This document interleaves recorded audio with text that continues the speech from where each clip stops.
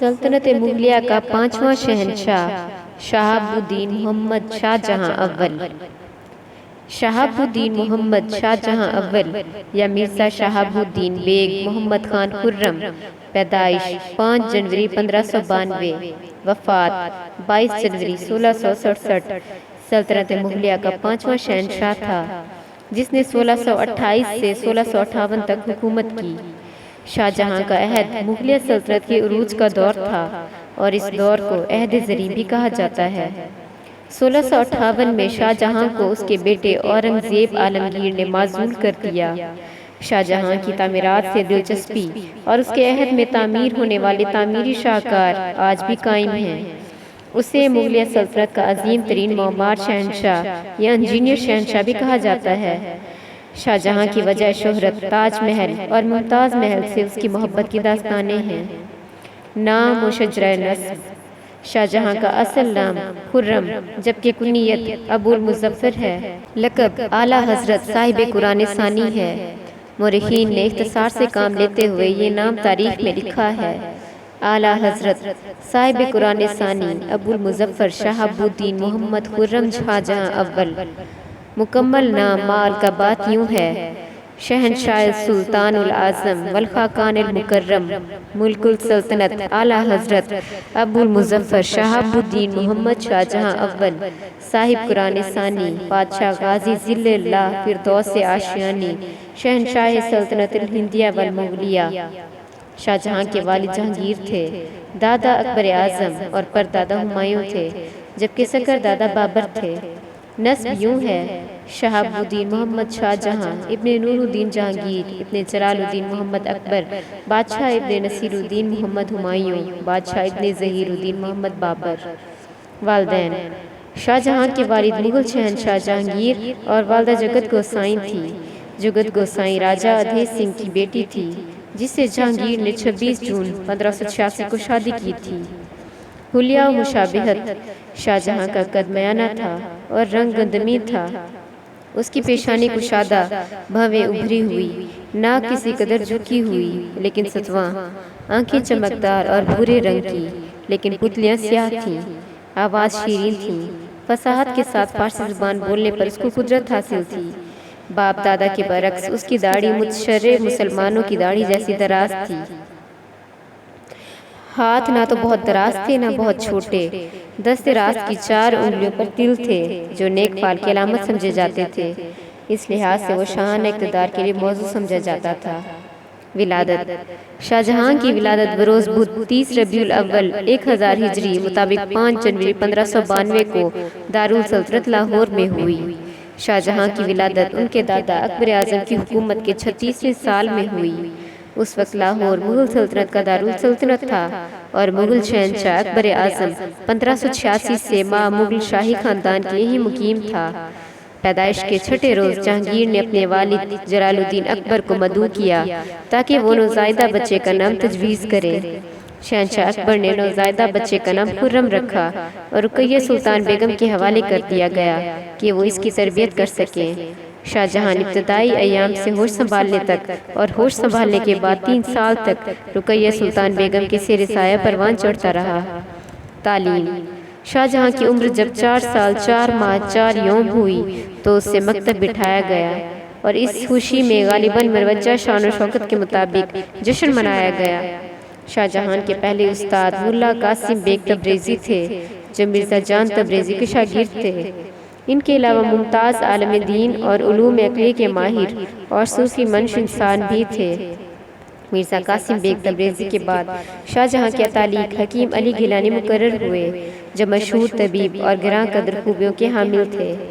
حکیم علی گیلانی علم طبابت میں اپنے ماموں حکیم الملک شیرازی اور ان کے بادشاہ فتح اللہ گیلانی کے شاگرد تھے۔ علوم دینیہ میں وہ شیخ عبد النبی کے شاگرد تھے۔ شاہ جہاں کو دیگر اساتذہ کی بجائے زیادہ سروکار حکیم علی گیلانی سے رہا۔ علاوہ ازیں شاہ جہاں کے دیگر اساتذہ میں شیخ صوفی بھی شامل تھے جو میاں وجیہ الدین گجراتی کے شاگرد تھے۔ یہ خوش مذاق شاعر اور شگفتہ مزاج شخصیت تھے۔ شیخ ابو الخیر اور شیخ ابو الفضل بھی متوازن مزاج شخصیات تھیں کہ جن سے شاہ جہاں کو علم حاصل ہوا۔ شاہجہاں اپنے والد نور الدین جہانگیر کی نسبت مفکرانہ ذہنیت کا مالک نہ تھا، بلکہ وہ عملی ذہن کا حامل تھا۔ فارسی زبان بہت جلد سیکھ لی اور اس کے اظہار بیان پر قدرت حاصل کی۔ ترکی زبان شاید اسے پسند نہ تھی، جس کے سیکھنے کی طرف وہ مائل نہ ہوا۔ ترکی زبان سے بیگانگی کی شکایت ایک بار اس نے رقیہ سلطان بیگم سے بھی کی تھی، جس سے معلوم ہوتا ہے کہ اسے ترکی زبان کے سیکھنے سے کوئی شغف نہ تھا۔ شہنشاہ اکبر نے ایک بار اسے ترکی زبان سکھانے کی کوشش کی تھی کہ تاتار خان کو اس کا ترکی زبان کے لیے استاد مقرر کیا، مگر یہ معلوم نہیں ہو سکا کہ اس نے شاہ جہاں میں اس زبان کے لیے کوئی شوق پیدا کیا یا نہیں۔ البتہ شاہ جہاں کے حوالے سے کہا جاتا ہے کہ وہ کن ذہن لڑکا نہ تھا، بلکہ اس کا ذہن تیز اور حافظہ غیر معمولی تھا۔ تفصیل پسندی اور اس پر عبور حاصل کرنے کی اس میں خاص صلاحیت تھی، جو مرتے دم تک اس کے ساتھ رہی۔ جسمانی و ذہنی تربیت۔ شہنشاہ اکبر نے شاہ جہاں کی مکتب کی تعلیم کے ساتھ اس کی جسمانی تربیت کا بھی خیال رکھا۔ 1587 میں جب شہنشاہ اکبر آخری بار کشمیر جا رہا تھا تو شاہ جہاں کو لاہور میں میر مراد جوانیسی کی زیر نگرانی چھوڑ گیا اور میر مراد کے ذمہ یہ حکم لگایا تھا کہ وہ شہزادے کو تیر اندازی سکھائے اور تعلیم کور کی روزانہ مشق کروائے۔ بعد ازاں شاہ جہاں دادا شہنشاہ اکبر کے ساتھ جب دکن گیا تو بندوق چلانا سیکھی اور بندوق کی مشق راجہ سلیمان کے ذمہ رہی۔ دکن میں اس نے سواری و تیغ زنی کی مشقیں بھی کیں اور روزانہ ورزش اس کا معمول بن گئی۔ فن عروض و خطابت جیسے خشک موضوعات کے مقابلے میں اس کو ان فنون میں دلچسپی رہی کہ اپنے والد کی طرح وہ تیر کمان اور بندوق کے استعمال کا ماہر ہوا۔ خسرو کی بغاوت۔ 27 اکتوبر 1605 کو شہنشاہ اکبر نے وفات پائی اور اس کے ایک ہفتے بعد نور الدین جہانگیر بحیثیت مغل شہنشاہ کے 3 نومبر 1605 کو تخت نشین ہوا۔ اس تخت نشینی کے ساتھ ہی خسرو مرزا کی بغاوت شروع ہو گئی، جو حکومت کے ساتھ ہلچل کرتی گئی۔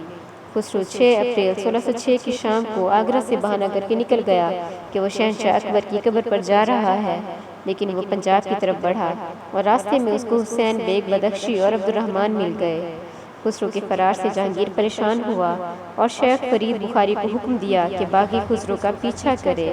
اس نے فیصلہ کیا کہ وہ خود بھی اس مہم کے لیے فوراً روانہ ہو، لیکن آگرہ دارالسلطنت تھا اور اس کا انتظام بھی ضروری تھا، اس لیے جہانگیر نے ایک مجلس وزارت تشکیل دی اور اس مجلس وزارت میں شیخ علاء الدین، جو شیخ سلیم چشتی کے پوتے تھے، مرزا غیاث بیگ تہرانی، دوست محمد خواجہ جہاں اور راجہ راؤ سنگھ بھرتواج شامل تھے۔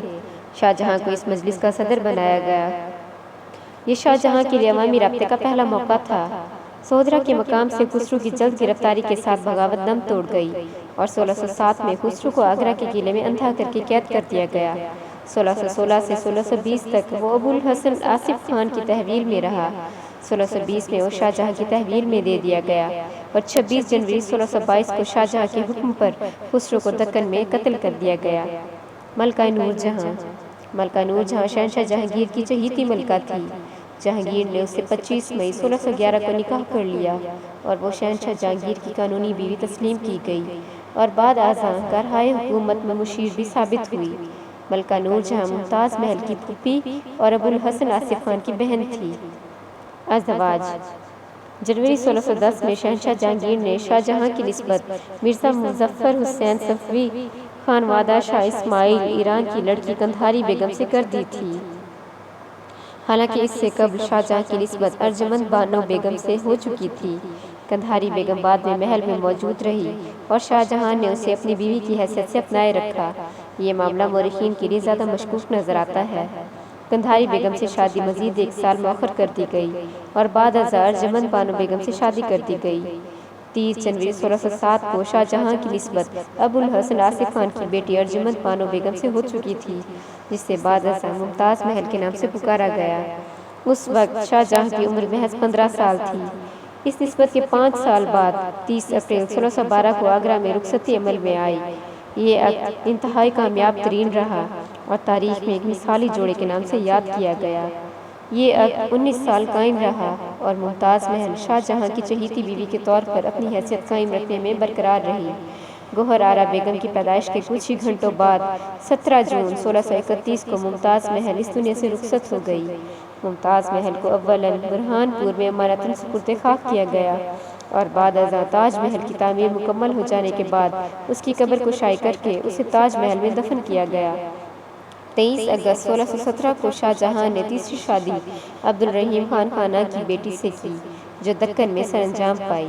یہ شادی مصلحتاً سیاسی تھی۔ عسکری کمان خسرو کی بغاوت ختم کر کے جہانگیر نے لاہور میں قیام کیا۔ قیام لاہور کے دوران ہی شاہ جہاں کو 21 مارچ 1607 کو پہلا فوجی منصب یعنی 8000 ذات اور 5000 سوار ماتوفان تبلو علم تقویز ہوئے۔ نومبر 1607 میں شاہ جہان کو اجین کی جاگیر اور حصار فیروزہ کی سرکاری تقویز ہوئی۔ اس کے علاوہ شہنشاہ جہانگیر کی طرف سے شہزادے کو اجازت دی گئی کہ وہ سرخ خیمہ نصب کر سکتا ہے۔ یہ اجازت خصوصاً عنایت خاص کے اعتبار سے سب سے بڑے شہزادے کو دی جاتی تھی۔ اس اعزاز کے علاوہ مزید یہ کہ ایک شاہی مہر اس کے سپرد کر دی گئی اور حکم دیا گیا کہ جملہ فرامین اور پروانوں پر اس کی مہر ضرور ثبت ہونی چاہیے۔ 27 مارچ 1612 کو ملکہ نور جہاں کے مشورے پر شہنشاہ جہانگیر نے شاہ جہاں کو 12000 ذات اور 5000 سوار کا منصب عطا کیا۔